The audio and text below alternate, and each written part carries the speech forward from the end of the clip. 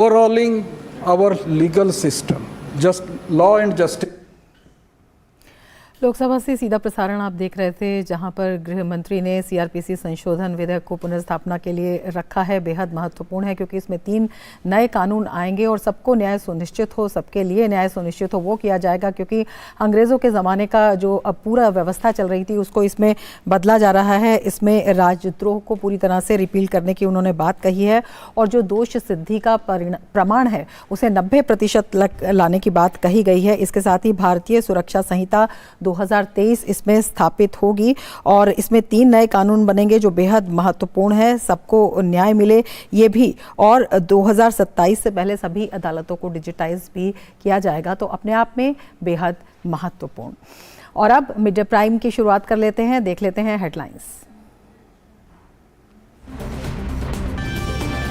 Monsoon सत्र के आखिरी दिन संसद में गूंजा अधीर रंजन चौधरी के निलंबन का मुद्दा। दोनों सदनों में विपक्ष ने किया हंगामा, कार्यवाही में आई बाधा। लोकसभा में आज भी नहीं चल सका प्रश्नकाल। वित्त मंत्री निर्मला सीतारमण ने सीजीएसटी और आईजीएसटी संशोधन विधेयक 2023 लोकसभा में किया पेश।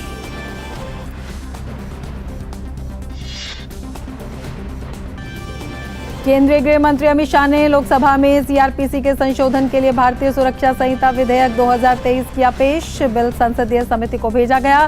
गृह मंत्री ने कहा, आजादी के अमृत काल में अंग्रेजों द्वारा बनाए गए 3 कानून बदले जाएंगे।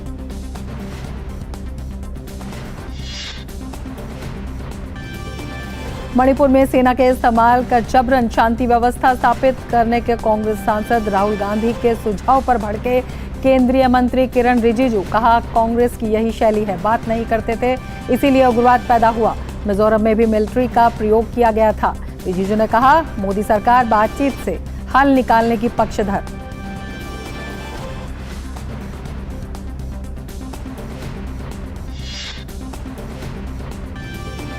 उपराष्ट्रपति ने दिल्ली में हर घर तिरंगा बाइक रैली को दिखाई हरी झंडी। सांसद भी रैली में हुए शामिल। अपने घरों में तिरंगा फहराने के लिए लोगों को किया जा रहा है प्रोत्साहित।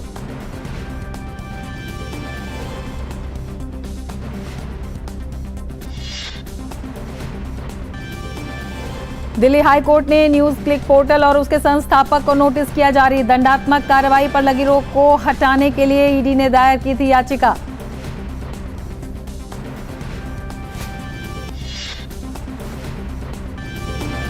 वित्त मंत्री निर्मला सीतारमण ने कहा, वैश्विक चुनौतियों से निपटने के लिए देश पूरी तरह सक्षम।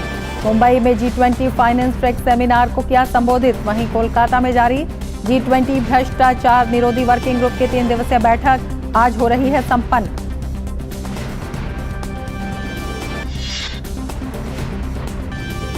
और चेन्नई में एशियन चैंपियंस हॉकी टूर्नामेंट के सेमीफाइनल में आज भारत का सामना जापान से। मलेशिया और दक्षिण कोरिया भी होंगे आमने सामने।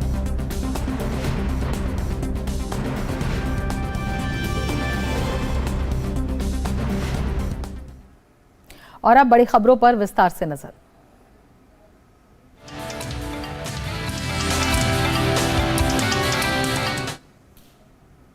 संसद के मॉनसून सत्र का आज अंतिम दिन है। विपक्ष के हंगामे के बीच संसद में विधायी कार्य जारी है। आज अधीर रंजन चौधरी के निलंबन का मुद्दा संसद में फिर गूंजा।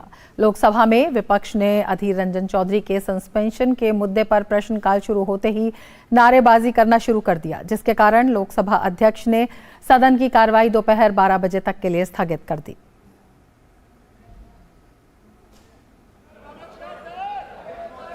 लोकसभा की कार्रवाई शुरू होने के बाद वित्त मंत्री निर्मला सीतारमण ने सीजीएसटी संशोधन विधेयक 2023 को लोकसभा में पेश किया। इसके साथ ही वित्त मंत्री ने आईजीएसटी संशोधन विधेयक 2023 भी पेश कर दिया।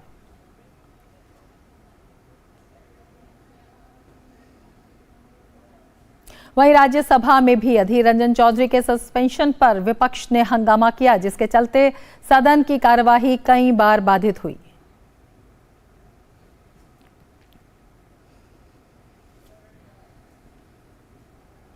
लोकसभा में गृह मंत्री अमित शाह ने सीआरपीसी में संशोधन के लिए आज विधेयक पेश किया। उन्होंने कहा कि सरकार ने शासन की जगह नागरिक को केंद्र में लाने का एक बहुत बड़ा सैद्धांतिक निर्णय लिया है। इस कानून में पहला चैप्टर महिलाओं और बच्चों के खिलाफ अपराध पर होगा और दूसरा चैप्टर मानव हत्या से जुड़ा होगा। इसमें पुराने कानूनों की जगह नए कानून जोड़े गए हैं।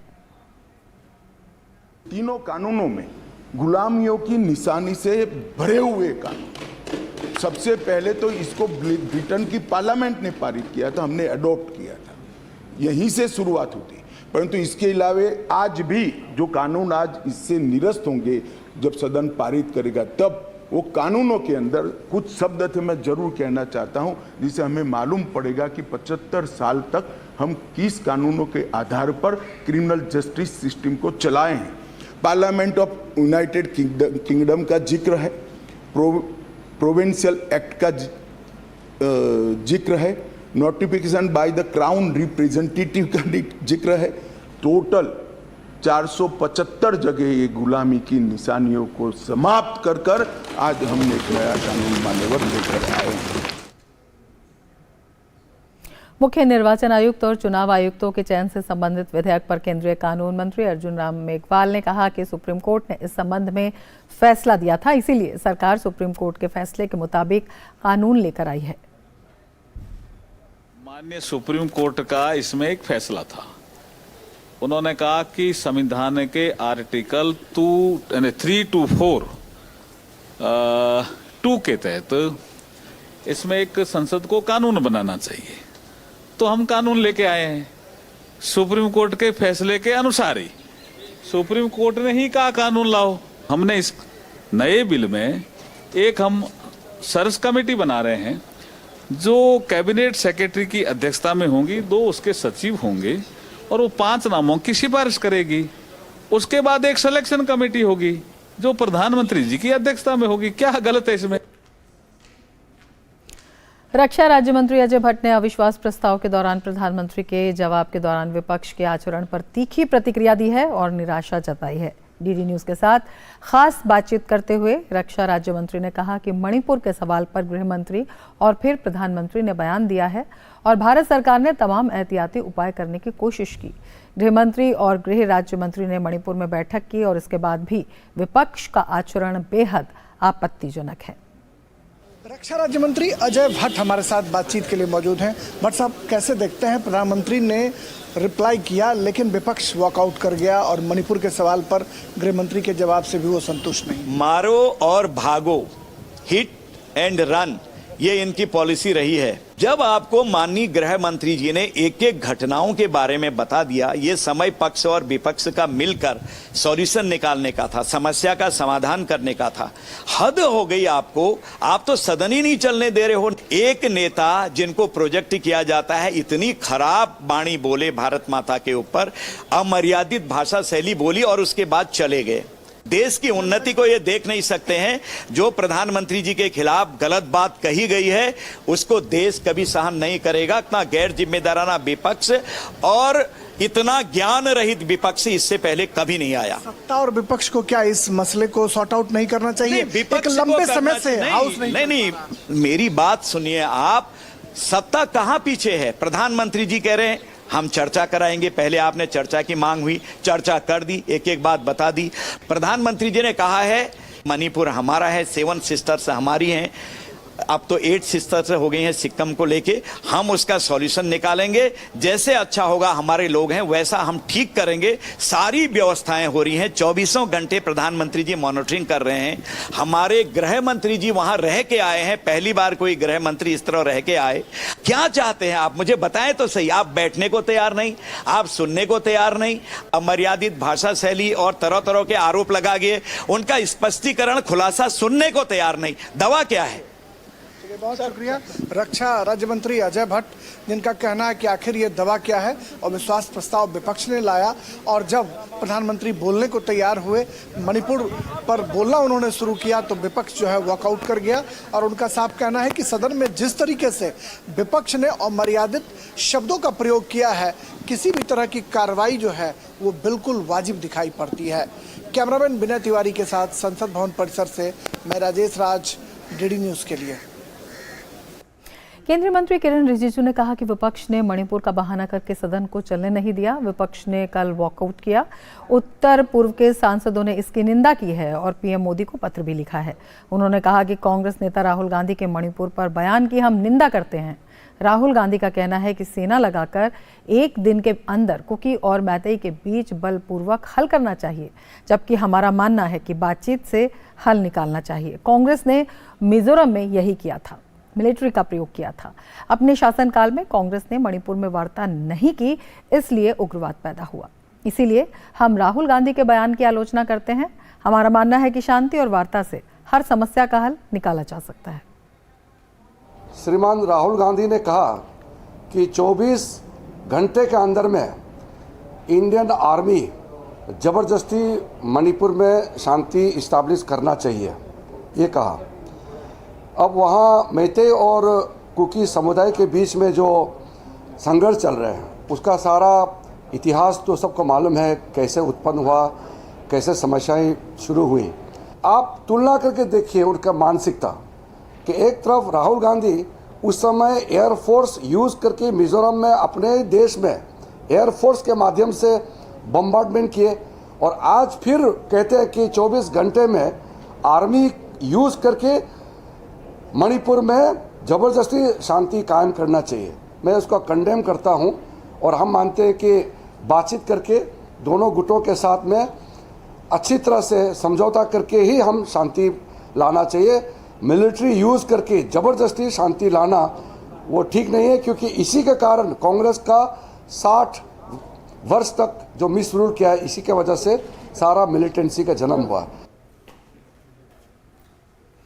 राज्यसभा में आज सेवानिवृत्त होने जा रहे सदस्यों को विदाई दी गई। उच्च सदन से आज 9 सदस्य सेवानिवृत्त होने जा रहे हैं। इनमें से 4 दोबारा सदन में चुनकर आए हैं। उच्च सदन से आज 9 सदस्य सेवानिवृत्त होने जा रहे हैं। ये दिनेश चंद्र जेमल भाई अनावडिया गुजरात से, जुगल सिंह माथुर गुजरात से, एस जयशंकर गुजरात, डेरेक ओब्रायन पश्चिम बंगाल, डोला सेन पश्चिम बंगाल से, प्रदीप भट्टाचार्य पश्चिम बंगाल, सुष्मिता देव पश्चिम बंगाल, शांता छेत्री पश्चिम बंगाल, सुखेंदु शेखर रे पश्चिम बंगाल हैं। और इनमें से 4 एस जयशंकर, डोला सेन, शुभेंदु शेखर राय और डेरेक ओब्रायन दोबारा सदन में चुनकर आ गए हैं। सभापति जगदीप धनखड़, विपक्ष के नेता और नेता सदन ने उन्हें शुभकामनाएं दी और सांसदों से राजनीति में लगातार काम करने और देश सेवा करते रहने का आह्वान किया। The House will be missing other 5 retiring members who have made rich and significant contributions to the proceedings of the House during the course of their tenure. I am sure they would cherish the unique honor of their association with this House and will continue with their contribution to the nation at large. I will personally urge the retiring members to maintain live contact with members with whom they have spent major part in the House. और हमारे संवाददाता विकास आरती हमारे साथ जुड़े हुए हैं संसद भवन से, उनसे आज की कार्रवाई के बारे में बात कर लेते हैं। विकास, सबसे पहले तो ये मानसून सत्र का आज आखिरी दिन है, हम जानना चाहेंगे आखिरी दिन किस तरह से कार्रवाई चल रही है। कई अहम विधेयक हैं, उन पर भी आज बातचीत हो रही है, चर्चा हो रही है, और क्या जानकारी आप हमें देंगे?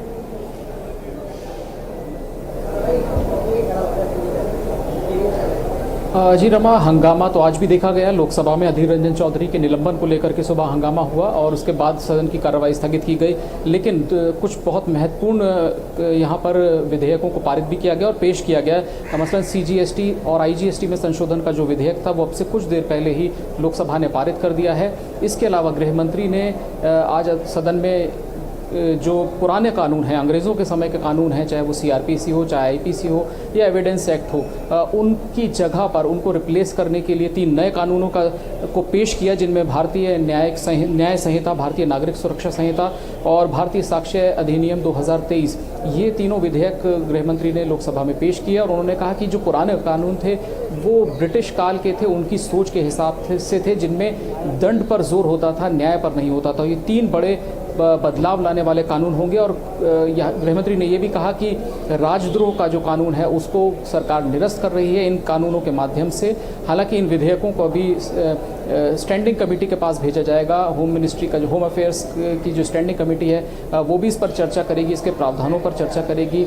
और उसके अलावा गृहमंत्री ने कहा कि हम चाहेंगे कि बार काउंसिल और लॉ कमीशन भी इस पर अपने इनपुट दे। लेकिन जो ये तीनों कानून आज रमा रखे गए हैं ये बहुत बड़ा बदलाव लाएंगे भारत में क्रिमिनल जस्टिस सिस्टम में। तो सत्र का आखिरी दिन है, लेकिन इन विधेयकों की बात करें तो ये तीनों विधेयक बहुत ही महत्वपूर्ण और बहुत बड़े बदलाव लाने वाले हैं। बिल्कुल, बेहद अहम ये सत्र भी कहा जा सकता है। लेकिन जिस तरह से इसमें विपक्ष का रवैया देखा गया, जिस तरह से विपक्ष ने लगातार हंगामा किया, इतने महत्वपूर्ण जो बिल हैं जो पास होने थे, जिन पर चर्चा की जानी थी, 17 बैठकें जो हैं इस बिल के लिए इस पूरे सत्र के लिए प्रस्तावित थी।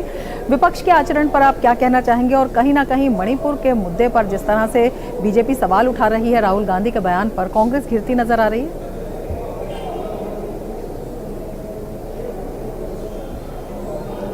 बिल्कुल, देखिए जहाँ तक कामकाज में अड़चन की बात करें तो वो पहले दिन से ही हमने देखी दोनों सदनों में, और ख़ास तौर से जो प्रश्नकाल और शून्यकाल होते हैं दोनों सदनों में वो लगातार प्रभावित हुए। हालांकि सरकारी कामकाज जो था वो पहले हफ्ते तो प्रभावित हुआ, और जिन बिलों को सूचीबद्ध किया गया था चर्चा और पारित करने के लिए वो पहले हफ्ते नहीं हुए। लेकिन जब ये रवैया लगातार कायम रहा तो सरकार ने शोर शराबे के बीच ही इन बिलों पर चर्चा करवाई और बहुत महत्वपूर्ण विधेयक मानसून सत्र में दोनों सदनों से पारित हुए हैं। हंगामा का आप अंदाज़ा इस बात से लगा सकते हैं कि दोनों ही सदनों में निलंबन की कार्रवाई भी हुई। जैसे कल जो लोकसभा में कांग्रेस के प्रमुख नेता हैं अधीर रंजन चौधरी, उनको निलंबित किया गया क्योंकि वो लगातार कामकाज में बाधा डाल रहे थे। जब भी कोई मंत्री बयान देते थे या चेयर कुछ वहाँ से उनसे रिक्वेस्ट करती थी, उसको लगातार वो अनदेखा कर रहे थे और व्यवधान डाल रहे थे। कुछ ऐसा ही राज्यसभा में भी हुआ था, जहाँ पर डेरेक ओब्रायन तृणमूल कांग्रेस के नेता जो हैं उनके ऊपर भी ऐसी ही आरोप लगे थे कि वो लगातार व्यवधान डाल रहे हैं। उनके निलंबन का भी आदेश हुआ था, हालांकि उस पर बाद में चेयर ने अमल नहीं किया, उस पर वोटिंग नहीं कराई। तो अनुशासन के स्तर पर देखें तो दोनों सदनों में विपक्ष ने काफ़ी इस तरह का आचरण किया जो अनुशासन के दायरे में बिल्कुल नहीं कहा जा सकता। लेकिन तमाम इन व्यवधानों के बावजूद, जैसा कि सरकार ने सत्र शुरू होने से पहले ही कहा था कि 31 विधेयक वो पारित कराएंगे, बहुत सारे विधेयकों को पारित कराने में सरकार यहाँ सफल रही है हंगामे के बीच भी। बहुत शुक्रिया विकास तमाम जानकारी के लिए। और अब बात कर लेते हैं ताज़ा खबर की।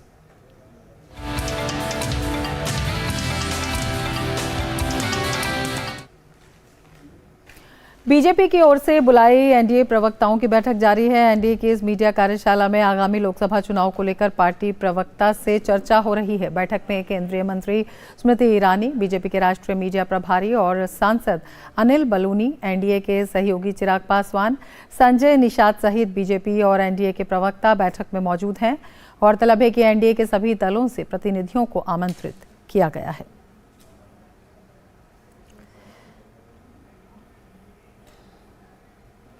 हमारे संवाददाता शैलेंद्र मिश्र हमारे साथ इस वक्त और जानकारी के साथ जुड़े हुए हैं। शैलेंद्र, आपसे जानना चाहेंगे, बेहद महत्वपूर्ण है ये बैठक।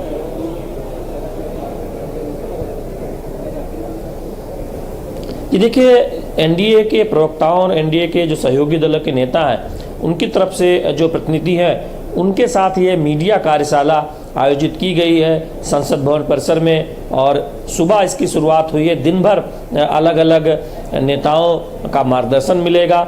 इसकी शुरुआत केंद्रीय मंत्री स्मृति ईरानी के उद्घाटन संबोधन के साथ हुई। बीजेपी के राष्ट्रीय मीडिया प्रभारी अनिल बलूनी मौजूद थे, और साथ ही साथ चिराग पासवान हो, संजय निषाद हो, एनडीए के सहयोगी दलों की तरफ से जो तमाम प्रतिनिधि आए हैं वो इस बैठक में मौजूद रहे। बताया जा रहा है कि हर एनडीए के जो प्रमुख सहयोगी हैं उनकी तरफ से कम एक प्रतिनिधि इस बैठक में मौजूद है। इसमें मुख्य तौर पर जो प्रवक्ता हैं उनको किस तरह से अपनी बात रखनी है, कैसे विपक्ष जो रणनीति बना रहा है सरकार को घेरने की, सत्ता पक्ष को घेरने की, उसका जवाब देना है। संयुक्त तौर पर कैसे एक दिशा में एक तरह से विषय की जानकारी लेते हुए उस पर अपनी बात एनडीए के जो प्रवक्ता है वो प्रभावी तरीके से रखें। और चूंकि अब 2024 का चुनाव बहुत दूर नहीं है, लिहाजा इस तरह की कवायद की जा रही है। बीजेपी का यह मानना है कि 25 वर्ष अब एनडीए के पूरे हुए हैं, तो ऐसे में हर जगह समन्वय दिखना चाहिए। एनडीए की बैठक लगातार होती रहनी चाहिए। एनडीए के सांसदों से प्रधानमंत्री ग्रुपवार हमने देखा कि 31 जुलाई के बाद लगातार उन्होंने मुलाकात की अलग अलग राज्यों के सांसदों से एनडीए के, समूहवार मुलाकात की, उनके साथ संवाद किया। एनडीए की एक बड़ी बैठक हाल ही में हो चुकी है 25 वर्ष पूरा होने पर। अब प्रवक्ताओं के साथ एक इस तरह की कार्यशाला का आयोजन करके दरअसल संदेश ये दिया जा रहा है कि हमें एक दृष्टिकोण से किसी विषय पर एक जैसी बात रखनी है जनता के सामने, और विपक्ष के रणनीति का मुंह तोड़ जवाब देना है, उनको प्रभावी तरीके से काउंटर करना है। बिल्कुल, आगामी चुनाव को देखते हुए एक बड़ी तैयारी शैलेंद्र ने नजर बना रखी है। फिलहाल शुक्रिया पूरी जानकारी के लिए। आगे बढ़ेंगे। सीबीआई ने 1000 करोड़ के सृजन घोटाले की आरोपित मनोरमा देवी की बहू रजनी प्रिया को साहिबाबाद के राजेंद्र नगर से गुरुवार को गिरफ्तार कर लिया है। रजनी को गाजियाबाद सीबीआई कोर्ट में पेश किया गया और 2 दिन की ट्रांजिट रिमांड पर बिहार ले जाया गया। रजनी यहां पहचान बदल कर रह रही थी। सीबीआई जब रजनी प्रिया को गिरफ्तार करने पहुंची उस वक्त वो अपने बंगले से निकलकर कहीं जा रही थी। रजनी की गिरफ्तारी के दौरान उसके बंगले में रहने वाले 2 स्टाफ से भी सीबीआई ने पूछताछ की। हालांकि बाद में दोनों को छोड़ दिया। पटना स्थित सीबीआई की विशेष अदालत ने 28 फरवरी को भागलपुर से पूर्व जिलाधिकारी केपी रमैया और घोटाले के मुख्य आरोपित मनोरमा देवी के बेटे अमित कुमार और बहू रजनी प्रिया की गिरफ्तारी के लिए वारंट जारी किया था। अरबों रुपए के इस घोटाले में 27 आरोपित हैं। इनमें से 12 आरोपित जेल में हैं। सीबीआई कोर्ट ने 3 आरोपितों केपी रमैया, अमित कुमार और रजनी प्रिया के खिलाफ कुर्की वारंट भी जारी किया था। सीबीआई अमित और रजनी प्रिया की 13 चल और अचल संपत्ति की कुर्की कर चुकी है। हमारे संवाददाता नीरज सिंह और ज्यादा जानकारी के साथ इस खबर पर हमसे जुड़ रहे हैं। नीरज, आपसे विस्तार से जानना चाहेंगे कितना बड़ा ये मामला था और किस तरह की सफलता जांच एजेंसियों को अब तक लगी है। देखिए रमा, अगर आप देखें कि 2003 से लेकर 2014 तक करीब 1000 करोड़ का ये घोटाला हुआ था और जो सृजन एनजीओ था उसके माध्यम से इस घोटाले को किया गया था। अब घोटाला हुआ कैसे कि तमाम बैंक के अधिकारियों से मिलीभगत की गई, उन बैंकों से चेक इशू कराए गए और उसके बाद भागलपुर के डीएम के नकली हस्ताक्षर कर उनके एनजीओ को अलग अलग जो संस्थाएं हैं उनके मार्फत जो चेक है वो डलवाए गए और ये एक लंबे समय से खेल चल रहा था। इसमें कई सारे अधिकारी भी शामिल थे, बैंक के जो कर्मचारी हैं वो भी शामिल थे, मनोरमा देवी तक उन चेकों को पहुंचाते थे। रजनी चूँकि सचिव थी और सारी जानकारी रजनी के पास थी। 2017 में 24 एफआईआर इस मामले में दर्ज की गई थी और तभी से जो रजनी है वो फरार थी, अलग अलग जगह घूमती रही ये और आखिरकार गाजियाबाद के साहिबाबाद में ये छुपी हुई थी। 6 साल से इसकी जो तलाश है वो लगातार हो रही थी। गैर जमानती वारंट इसके खिलाफ इशू था। अब उसको गिरफ्तार कर लिया गया है। तो कह सकते हैं कि जो मुख्य आरोपी है सृजन घोटाले की वो अब सीबीआई के हाथ लग चुकी है।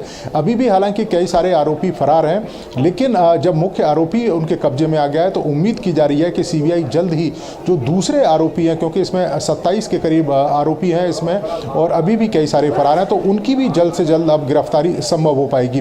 दूसरी सबसे बड़ी बात है, अगर आप देखें कि जिस तरीके से इस घोटाले को अंजाम दिया गया था, जिस तरीके से एनजीओ बनाया गया था, चेक इशू करवाए थे, तो इसमें कई सारे अधिकारियों की मिलीभगत भी इसमें शामिल थी।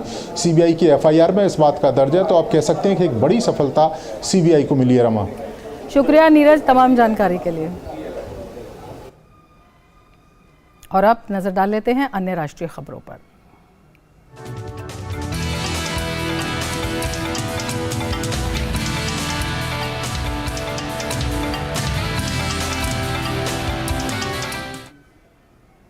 प्रधानमंत्री नरेंद्र मोदी कल 12 अगस्त को मध्य प्रदेश की यात्रा पर जाएंगे। पीएम यहां सागर जिले में संत शिरोमणि गुरुदेव श्री रविदास जी स्मारक स्थल पर भूमि पूजन करेंगे। फिर हाना में सार्वजनिक कार्यक्रम में हिस्सा लेंगे, जहां वे संत शिरोमणि गुरुदेव श्री रविदास स्मारक का शिलान्यास करेंगे। 100 करोड़ रुपए से अधिक की लागत से 11.25 एकड़ से अधिक क्षेत्रफल में स्मारक का निर्माण किया जाएगा। प्रधानमंत्री यहां 4000 करोड़ रुपए से अधिक की रेल और सड़क क्षेत्र की परियोजनाओं का शिलान्यास और लोकार्पण भी करेंगे। प्रधानमंत्री कोटा बीना रेल मार्ग के दोहरीकरण के पूरा होने को चिन्हित करने वाली परियोजना का लोकार्पण करेंगे। प्रधानमंत्री 1580 करोड़ रुपए से अधिक की लागत से निर्मित की जाने वाली 2 सड़क परियोजनाओं की आधारशिला भी रखेंगे। इनमें मोरीकोरी विदिशा हिनोतिया को जोड़ने वाली 4 लेन की सड़क परियोजना और हिनोतिया को मेहलुआ से जोड़ने वाली सड़क परियोजना शामिल है। प्रधानमंत्री नरेंद्र मोदी कल मध्य प्रदेश का दौरा करने वाले हैं। पीएम के मध्य प्रदेश दौरे को लेकर मध्य प्रदेश भाजपा के अध्यक्ष बीडी शर्मा से खास बातचीत की हमारे संवाददाता शैलेंद्र मिश्र ने। प्रधानमंत्री नरेंद्र मोदी का मध्य प्रदेश का दौरा हो रहा है और हम देख रहे हैं कि बीजेपी के शीर्ष नेतृत्व लगातार मध्य प्रदेश के दौरे पर जा रहे हैं। प्रधानमंत्री नरेंद्र मोदी जा रहे हैं, बातचीत करने के लिए भी मौजूद हैं मध्य प्रदेश के वरिष्ठ नेता। सर, किस तरह से देख रहे हैं प्रधानमंत्री नरेंद्र मोदी के दौरे को? देखिए, और सीधे आपको लोकसभा ले चलते हैं। सभी 20 तारांकित प्रश्नों के मौखिक उत्तर दिए गए। नियम 377 के अधीन 3699 मामले लिए गए। लोकसभा की विभागों से संबद्ध स्थायी समितियों ने सभा में 65 प्रतिवेदन प्रस्तुत किए गए। निर्देश 3 के अधीन 45 वक्तव्य, सरकारी कार्य में संसदीय कार्य मंत्री द्वारा 3 वक्तव्य, नियम 372 के अधीन एक सुमोटो स्टेटमेंट तथा उत्तर में शुद्धि करने वाला 1 वक्तव्य सहित कुल 50 वक्तव्य दिए गए। सत्र के दौरान कुल 1209 पत्रों को सभा पटल पर रखा गया। लोकसभा के इस सत्र की कार्य उत्पादकता 45% रही। सत्र के दौरान गैर सरकारी सदस्य कार्य के संबंध में शुक्रवार 4 अगस्त 2023 को गैर सरकारी सदस्यों द्वारा विभिन्न विषयों से संबंधित कुल 134 विधेयक पुनर्स्थापित किए गए। माननीय सदस्यगण, 31 जुलाई 2023 को सभा द्वारा मलावी गणराज्य की नेशनल असेंबली के अध्यक्ष महामहिम कैथरीन गोटानी हारा के नेतृत्व में भारत की यात्रा पर आए मालवी के एक शिष्टमंडल का हार्दिक स्वागत किया गया। मान्य सदस्यगण, मैं सभा की कार्रवाई को पूरा करने में सभापति तालिका में शामिल अपने मान्य साथियों तथा उनके योगदान के लिए आभार व्यक्त करता हूं। मैं माननीय प्रधानमंत्री जी, संसदीय कार्य मंत्री जी तथा विभिन्न दलों के नेताओं और मान्य सदस्यों के प्रति उनके सहयोग के लिए अत्यधिक आभारी हूं। मैं आप सभी की ओर से प्रेस और मीडिया के मित्रों का भी धन्यवाद करता हूं। इस अवसर पर मैं सभा को प्रदान की गई समर्पित और त्वरित सेवा के लिए लोकसभा सचिवालय के महासचिव और अधिकारियों तथा कर्मचारियों की सराहना करता हूं।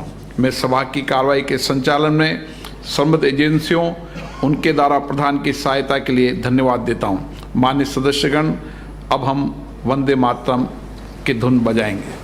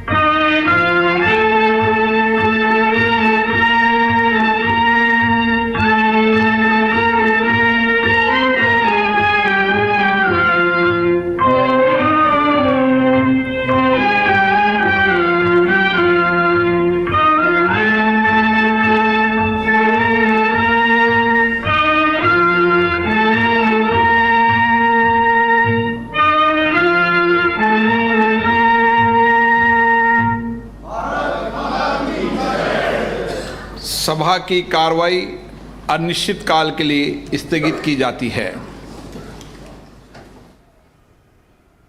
तो लोकसभा की कार्रवाई अनिश्चित काल के लिए स्थगित कर दी गई। लोकसभा अध्यक्ष ने जानकारी दी 45% उत्पादकता इस सत्र की रही, मानसून सत्र की रही। उन्होंने ये भी बताया कि जो मानसून सत्र है उसमें 15 बैठकें थीं। इसके अलावा 44 घंटे 15 मिनट जो है, इनमें 17 बैठकों में 44 घंटे 15 मिनट तक काम हुआ। इसके साथ ही उन्होंने उत्पादकता जो बताई 45% रही। जो सदन का कामकाज है वो हंगामेदार रहा। मानसून सत्र की अगर हम बात करते हैं, और बेहद महत्वपूर्ण इसमें रहा अविश्वास प्रस्ताव पर जो चर्चा हुई वो 19 घंटे 59 मिनट तक रही, जिसमें सत्ता पक्ष को जीत हासिल हुई। लेकिन जो विपक्ष का रवैया था उस पूरे सत्र के दौरान बेहद प्रश्न चिन्ह वाला रहा, क्योंकि जो विपक्ष के सदस्य थे, जो विपक्ष के सांसद थे, उन्होंने लगातार हंगामा जो है बनाए रखा, जिस पर कई तरह के प्रश्न चिन्ह लगे। इसके अलावा जो निर्देश हैं वो 345 निर्देश इसमें दिए गए और जो 1201 पत्र हैं वो भी रखे गए और 134 विधेयक इसमें पुनर्स्थापित रहे और कुल मिलाकर जो उत्पादकता है वो 45% रही और जो कार्रवाई है वो हंगामेदार रही। आगे बढ़ेंगे। प्रधानमंत्री नरेंद्र मोदी कल मध्य प्रदेश का दौरा करने वाले हैं। पीएम के मध्य प्रदेश दौरे को लेकर मध्य प्रदेश भाजपा के अध्यक्ष पीडी शर्मा से खास बातचीत की हमारे संवाददाता शैलेंद्र मिश्र ने। आइए दिखाते हैं। प्रधानमंत्री नरेंद्र मोदी का मध्य प्रदेश का दौरा हो रहा है और हम देख रहे हैं कि बीजेपी के शीर्ष नेतृत्व लगातार मध्य प्रदेश के दौरे पर जा रहे हैं। प्रधानमंत्री नरेंद्र मोदी जा रहे हैं, बातचीत करने के लिए भी मौजूद हैं मध्य प्रदेश के वरिष्ठ नेता। सर, किस तरह से देख रहे हैं प्रधानमंत्री नरेंद्र मोदी के दौरे को? देखिए, 12 तारीख को माननीय प्रधानमंत्री जी सागर में संत रविदास जी को लेकर के हमारी 5 यात्राएं जो निकली थी और बड़े भव्यता के साथ पूरे मध्य प्रदेश के सभी जिलों में नीचे तक वो यात्राएं पहुंची। उन यात्राओं के माध्यम से संत रविदास जी के विचारों को लेकर के जो प्रचार प्रसार हुआ है, साथ में ही 100 करोड़ की लागत से भारतीय जनता पार्टी की सरकार ने मध्य प्रदेश के अंदर संत रविदास जी के मंदिर का जो निर्माण है उसका भूमि पूजन करने भारत के दुनिया के सर्वाधिक लोकप्रिय नेता माननीय नरेंद्र मोदी जी कल पधार रहे हैं। मध्य प्रदेश में अब चुनाव बहुत दूर नहीं, हम देख रहे हैं कि बहुत दौरे हो रहे हैं। प्रधानमंत्री इससे पहले भी अभी जल्दी मध्य प्रदेश के दौरे पर गए थे। तमाम योजनाओं की सौगात भी मध्य प्रदेश की जनता को मिली है। ये हमारा सौभाग्य है। माननीय प्रधानमंत्री जी का मध्य प्रदेश के ऊपर आशीर्वाद है और माननीय प्रधानमंत्री जी तो सबका साथ सबका विकास, हर क्षेत्र में हर वर्ग को माननीय प्रधानमंत्री जी ने आशीर्वाद दिया है, इसलिए मध्य प्रदेश पर भी उनका स्नेह है और मध्य प्रदेश में आज से नहीं लगातार वो मध्य प्रदेश को कुछ न कुछ सौगातें देते रहे हैं। एक अंतिम सवाल, अब जब चुनाव दूर नहीं है तो हम देख रहे हैं खूब राजनीति हो रही है। बीजेपी और कांग्रेस के नेता एक दूसरे पर वार प्रतिवार कर रहे हैं, कमलनाथ कुछ कह रहे हैं, शिवराज सरकार पर निशाना साध रहे हैं। तो इस जो राजनीति हो रही है उस पर जो बयानबाजी हो रही है तो क्या? कमलनाथ जी या दिग्विजय सिंह जी 2003 का मध्य प्रदेश, मिस्टर बंटाढार दिग्विजय सिंह पूरा मध्य प्रदेश जानता है। 15 महीने में कमलनाथ की सरकार किस प्रकार से भ्रष्टाचार में आकंठ डूब गई थी। वल्लभ भवन को दलाली का अड्डा बनाने वाले आज वो बीजेपी की सरकार पर आरोप लगाएंगे। ये 24 घंटे झूठ बोलते हैं, झूठ बोलने की ये मशीनें हैं, इसलिए केवल छल कपट की राजनीति करने वाले लोग हैं। मध्य प्रदेश भारतीय जनता पार्टी की सरकार ने जो काम किया है, माननीय प्रधानमंत्री मोदी जी के नेतृत्व में गरीबों का कल्याण हुआ है, हमारी ताकत है। इस पर हम 2023 में चुनाव में इतिहास बनाएंगे। बहुत बहुत धन्यवाद। तो 2023 में फिर से बीजेपी इतिहास बनाएगी, ये कहना है। बीजेपी उत्साहित है प्रधानमंत्री नरेंद्र मोदी के मध्य प्रदेश दौरे को लेकर। कैमरामैन विनय के साथ शैलेंद्र मिश्र, डीडी न्यूज, दिल्ली। नई दिल्ली के प्रगति मैदान में आज हर घर तिरंगा बाइक रैली का आयोजन किया गया, जिसमें केंद्रीय मंत्री और सांसद शामिल हुए। उपराष्ट्रपति जगदीप धनखड़ ने तिरंगा बाइक रैली को हरी झंडी दिखाकर रवाना किया। इस रैली ने इंडिया गेट के एक चक्कर को पूरा करके कर्तव्य पथ को पार किया और मेजर ध्यानचंद स्टेडियम में ये संपन्न हुई। उपराष्ट्रपति जगदीप धनखड़ ने कहा कि अमृत काल में हर भारतीय को गर्व है कि वर्ष 2047 तक भारत दुनिया की शीर्ष स्थान पर पहुंच जाएगा।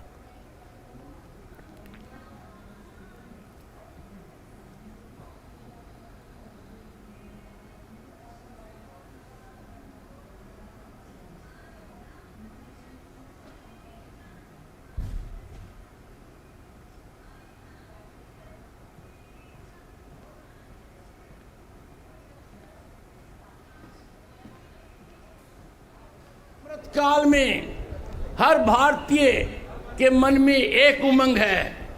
भारत जब 100 साल पूरे करेगा अपनी आजादी के, भारत 2047 हमारा स्थान विश्व में शीर्ष पर रहेगा। प्रधानमंत्री जी ने हर घर तिरंगा के कैंपेन के बारे में जो मार्मिक बात, जो महत्वपूर्ण बात अपनी मन की बात में कही, उसने हर भारतीय के दिल को छुआ है, हर भारतीय के दिल को प्रभावित किया है। संस्कृति मंत्री जी किशन रेड्डी ने लोगों से अपने घरों पर तिरंगा फहराने का आग्रह किया। आजाद का अमृत महोत्सव का कार्यक्रम के संदर्भ में देश भर में अपने अपने घरों के ऊपर अपने तिरंगा लहराकर फिर एक बार देश का एकता और अखंडता और देशभक्ति का प्रकट करने का मौका मिला है। इस संदर्भ में आज से लेकर 15 अगस्त तक देश भर में हर गांव में, हर स्कूल के, हर एजुकेशन इंस्टीट्यूशन, हर शहर, हर मेला तिरंगा यात्रा निकलेंगे। आज से लेकर 15 तारीख तक तिरंगा यात्रा निकलेगा। 15 तारीख तक हर घर के ऊपर तिरंगा लहराएगा।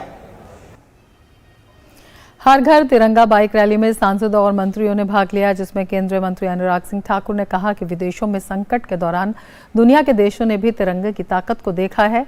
ये बढ़ते भारत की ताकत है। जम्मू कश्मीर से लेकर देश के हर कोने में हर घर तिरंगा लहराया। यूक्रेन की युद्ध की भूमि में तिरंगे की ताकत को दिखाया जब 23,000 छात्र छात्राओं को सुरक्षित बाहर निकाल कर लाए।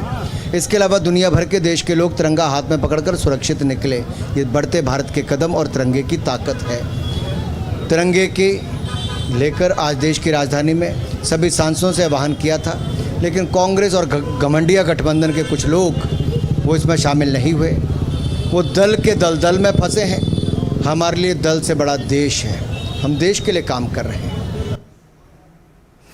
भाजपा सांसद मनोज तिवारी ने कहा कि विपक्ष ने इस तिरंगा यात्रा में भाग नहीं लिया। ये दर्शाता है कि विपक्षी दलों को लोकतंत्र पर कितना भरोसा है।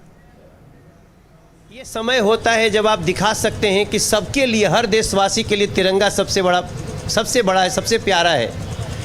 लेकिन विपक्ष को कल्चर मिनिस्ट्री के तिरंगा यात्रा में भी नहीं शामिल होना है, तो आप समझ सकते हैं कि वो लोकतंत्र के कितने हिमायती हैं। बहरहाल कमाल की यात्रा थी। सड़कों पे गूंज रहा था भारत माता की जय गूंज रहा था। भाजपा सांसद डॉक्टर हर्षवर्धन ने कहा कि भारत को वर्ष 2047 तक विकसित राष्ट्र बनाने का लक्ष्य है। इस अमृत काल के अंदर जो प्रारंभ हो रहा है, इसके अंदर जो है 2047 तक भारत को विकसित भारत बनाने के लिए हम सब अपने हर प्रकार से सामर्थ्य की आहुति देंगे। देश के लिए जिएंगे, देश के लिए मरेंगे, मानव कल्याण के लिए जिएंगे, मानव कल्याण के लिए मरेंगे, समाज के लिए जिएंगे, समाज के लिए मरेंगे। देश हमें देता है सब कुछ, हम भी तो कुछ देना सीखें।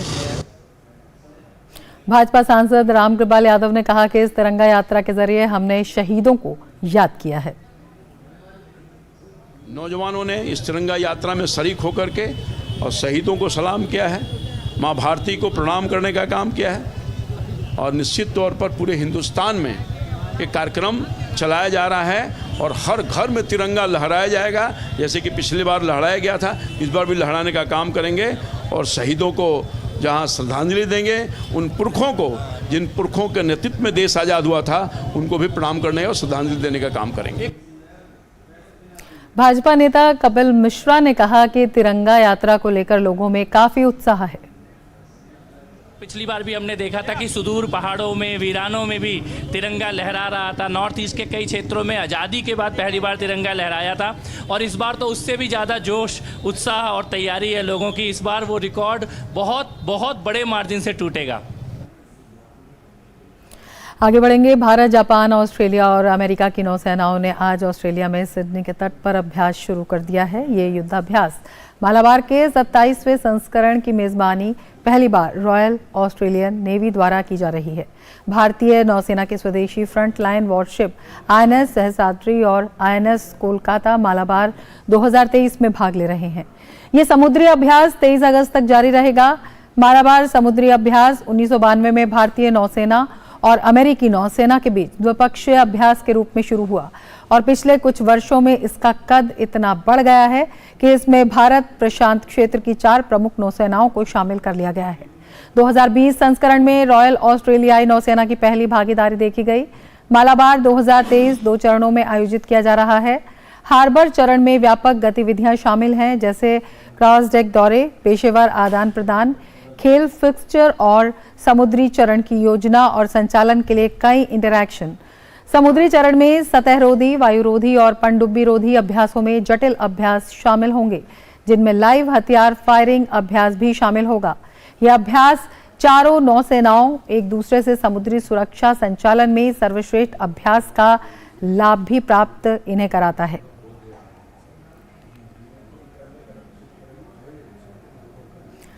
खालिस्तानी कट्टरपंथ पर लगाम लगाने के लिए भारत की अपील पर ब्रिटेन ने बड़ा कदम उठाया है। ब्रिटेन के रक्षा मंत्री ने अपनी भारत यात्रा के दौरान 95,000 पाउंड के फंड का ऐलान किया, जिसमें खालिस्तान कट्टरपंथ से निपटने में ब्रिटेन की क्षमताओं में बढ़ोतरी होगी। ब्रिटेन में खालिस्तान कट्टरपंथ की बढ़ती गतिविधियों पर भारत की चिंताओं के बीच ये फैसला लिया गया है। ब्रिटिश उच्चायुक्त ने कहा कि भारत और ब्रिटेन के बीच संयुक्त कट्टरपंथ टास्क फोर्स के गठन की प्रक्रिया पहले से ही चल रही है। और अब G20 से जुड़ी खबरों पर एक नजर।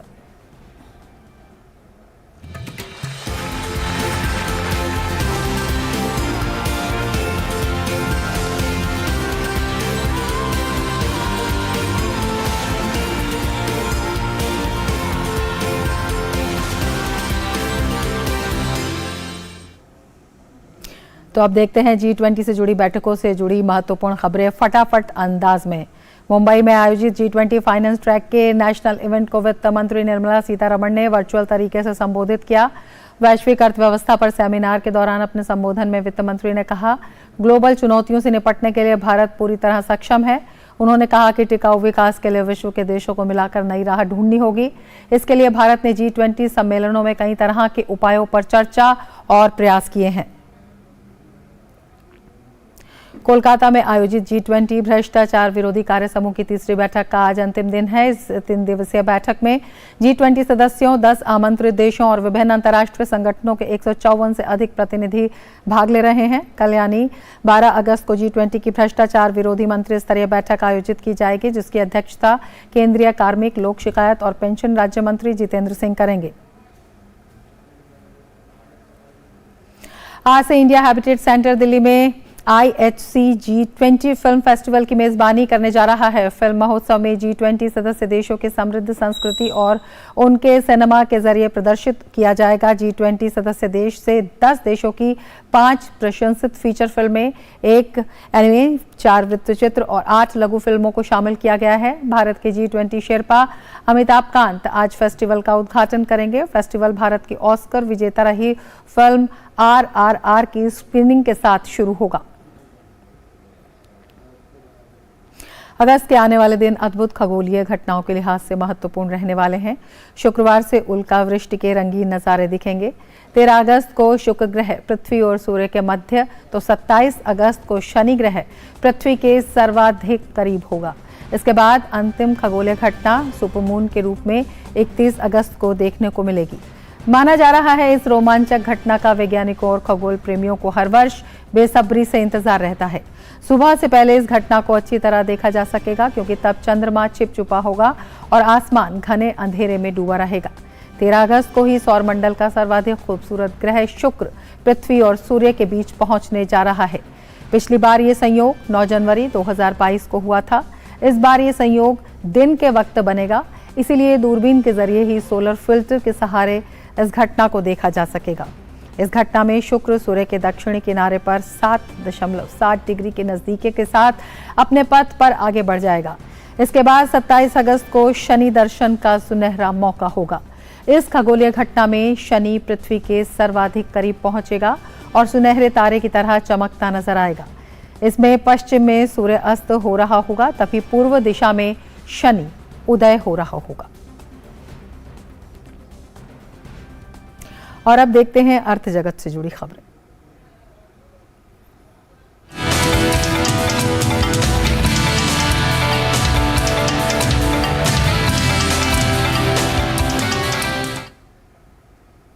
यूपीआई को एआई और एनएफसी तकनीक से मिलेगी मजबूती। पिछले साल सितंबर में पेश की गई यूपीआई लाइट का इस्तेमाल बढ़ाने के प्रयास में आरबीआई ने अब UPI light on device wallet के जरिए यूपीआई पर ऑफलाइन भुगतान के प्रस्ताव की पेशकश का प्रस्ताव रखा। नियर फील्ड कम्युनिकेशन NFC प्रौद्योगिकी का इस्तेमाल कर UPI पे ऑफलाइन भुगतान की पेशकश का प्रस्ताव और कम इंटरनेट या बगैर दूरसंचार कनेक्टिविटी वाले क्षेत्रों में डिजिटल भुगतान के इस्तेमाल में मदद मिलेगी। UPI लाइट के इस्तेमाल से ट्रांजैक्शन विफल होने की दर घटेगी। भारत के इंस्टेंट पेमेंट सिस्टम में एक नया अध्याय आर्टिफिशियल इंटेलिजेंस के जरिए यूनिफाइड UPI पर कन्वर्जेशनल पेमेंट के इस्तेमाल का भी प्रस्ताव। अगर योजना पर सही तरह से अमल हुआ तो अब बोलकर भी भुगतान किया जा सकेगा। ट्रांजैक्शन की सीमा UPI लाइट पर प्रति लेन देन 200 रुपए से बढ़ाकर 500 रुपए करने का भी प्रस्ताव। पेमेंट की पूरी सीमा 2000 रुपए प्रति पेमेंट डिवाइस रखी गई है। NFC प्रौद्योगिकी के इस्तेमाल से ऑफलाइन लेन देन सुगम होगा। भ्रामक विज्ञापनों, निराधार दावों के जरिए लोगों को बरगलाने वालों से निपटने के लिए केंद्र ने सख्त कदम उठाए हैं। उपभोक्ता कार्य विभाग ने स्वास्थ्य और तंदुरुस्ती क्षेत्र से जुड़े सेलिब्रिटीज, इन्फ्लुएंसर और वर्चुअल इन्फ्लुएंसर के लिए अतिरिक्त दिशा निर्देश जारी किए हैं। ये दिशा निर्देश 9 जून 2022 को जारी भ्रामक विज्ञापनों की रोकथाम और अनुमोदन दिशा निर्देश 2022 का महत्वपूर्ण विस्तार है और 20 जनवरी 2023 को जारी एंडोर्समेंट की जानकारी से संबंधित मार्गदर्शक पुस्तिका के स्थान पर है। तो आज के न्यूज लेंस में जानिए क्या है इन्फ्लुएंसर के लिए नए दिशा निर्देश और किन मामलों में इन्हें मिलेगी छूट।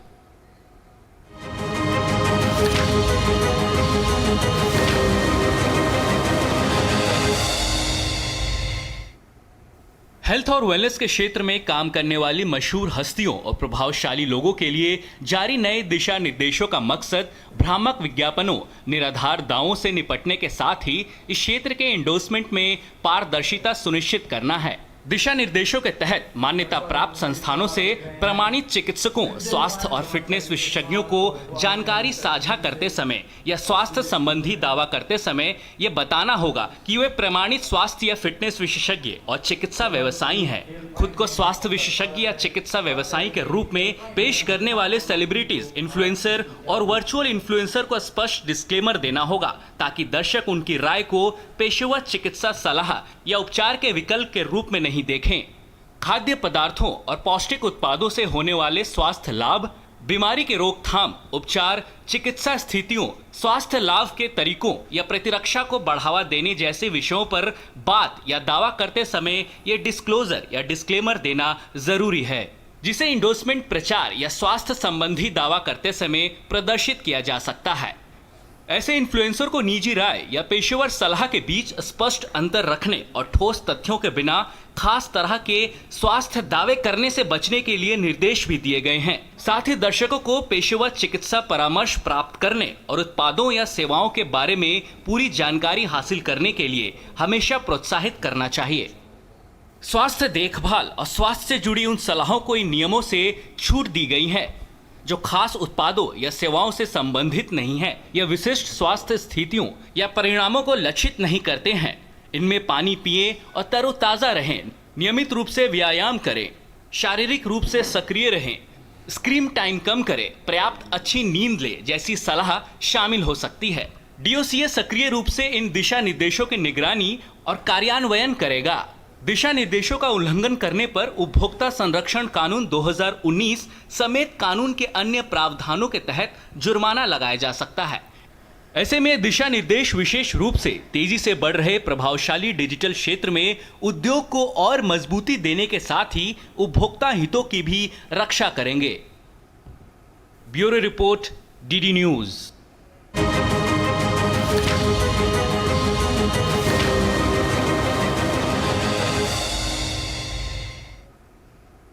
और अब देख लेते हैं खेल जगत की खबरें। खेल की खबरों के साथ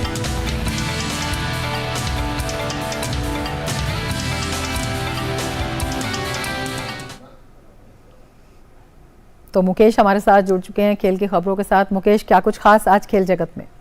बहुत बहुत शुक्रिया रमा। खेलों की बात करेंगे तो एशियन चैंपियंस ट्रॉफी हॉकी प्रतियोगिता में आज भारत सेमीफाइनल में जापान से भिड़ेगा। भारतीय टीम ने अब तक प्रतियोगिता में कोई भी मैच नहीं गंवाया है। वहीं भारतीय टीम को उम्मीद है कि वह ग्रुप दौर के प्रदर्शन को सेमीफाइनल में भी दोहराने में जरूर कामयाब होगी। पाकिस्तान के खिलाफ 4-0 की दमदार जीत के साथ ग्रुप दौर में टॉप पर रहने वाली भारतीय हॉकी टीम अब अपने असली लड़ाई यानी सेमीफाइनल की जंग के लिए तैयार है। सामने जापान है, जो इस टूर्नामेंट में एकमात्र टीम रही जिसने हरमनप्रीत एंड कंपनी को चुनौती दी। ग्रुप दौर में भारत के खेल पर गौर करें तो टीम के खेल में तेजी दिखाई दी है, लेकिन डी के अंदर शॉट्स लेने में टीम अभी भी परफेक्ट नहीं दिख रही और कहीं ना कहीं पेनल्टी कॉर्नर पर निर्भरता ज्यादा है। हालांकि अच्छी बात यह है कि फील्ड गोल करने में पहले से सुधार आया है, लेकिन कोच क्रेग फुलटन के मुताबिक असली लड़ाई अब शुरू होगी। 5 games and you start with a double header, which was quite tough for us, and then playing Malaysia and Korea back to back, that's not easy, and then a standalone game with Pakistan. So we've done well. I think that's fine. We wanted to finish top of the pool, so that's good. But now the tournament starts. Putting in a good shift on Friday for the semi-final. And it's also a special occasion because it'll be Shree's 300th cap, so that's a big one as well. So.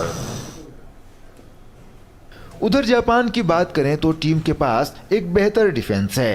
इस team ने पाकिस्तान और भारत के खिलाफ group दौर में अच्छा खेल दिखाया, लेकिन जापान के लिए सबसे बड़ी दिक्कत उनका कमजोर अटैक है। आंकड़े की बात करें तो भारत और जापान के बीच अब तक कुल 93 मुकाबले हुए हैं, जिसमें भारत ने 82 बार जीत दर्ज की है, जबकि जापान ने 6 बार बाजी मारी है, जबकि 5 मैच ड्रॉ रहे हैं। भारत और जापान के बीच पिछला मुकाबला ड्रॉ रहा है और बड़ी बात यही रही कि जापान ने भारतीय टीम के कई मूव्स को बेकार साबित किया। ऐसे में भारतीय टीम को इस बार पिछली गलतियों से सबक लेने की जरूरत रहेगी। भारत के सामने अब सेमीफाइनल की चुनौती है, जहां जापान है, और कहना पड़ेगा कि अब फाइनल लड़ाई जो है वो यहां से शुरू हो रही है। देखना यह भी होगा कि भारत अपनी पिछली गलतियों से कितना सबक लेकर के जापान के खिलाफ उतरता है। कैमरामैन एस जयशंकर के साथ मैं गौरव कुमार, डीडी न्यूज़, चेन्नई। वहीं चेन्नई में चल रही एशियन चैंपियंस ट्रॉफी हॉकी प्रतियोगिता में एक अन्य सेमीफाइनल में मलेशिया का सामना दक्षिण कोरिया से होगा। इस टूर्नामेंट में मलेशिया ने अब तक 5 मुकाबले खेले हैं, जिसमें उसे 4 में जीत मिली है। मलेशिया 12 अंक के साथ दूसरे स्थान पर है। वहीं अंक तालिका में तीसरे स्थान पर स्थित दक्षिण कोरिया की टीम को पिछले मैच में मलेशिया के हाथों ही हार झेलनी पड़ी थी। बात अन्य टीमों की करें तो एशियन चैंपियंस ट्रॉफी हॉकी प्रतियोगिता में आज पाकिस्तान और चीन की टीमें टूर्नामेंट में 5वें और 6ठे स्थान के लिए आमने सामने होंगी। ग्रुप चरण के आखिरी मैच में पाकिस्तान को भारत से हार मिली थी, वहीं चीन को अपने पिछले मैच में जापान के हाथों हार का सामना करना पड़ा था। तो खेल की खबरों में इतना ही। आगे के लिए सीधे चलते हैं रमा के पास। धन्यवाद मुकेश तमाम जानकारी के लिए, और इसके साथ ही मिड डे प्राइम में फिलहाल इतना ही। दीजिए इजाजत, नमस्कार।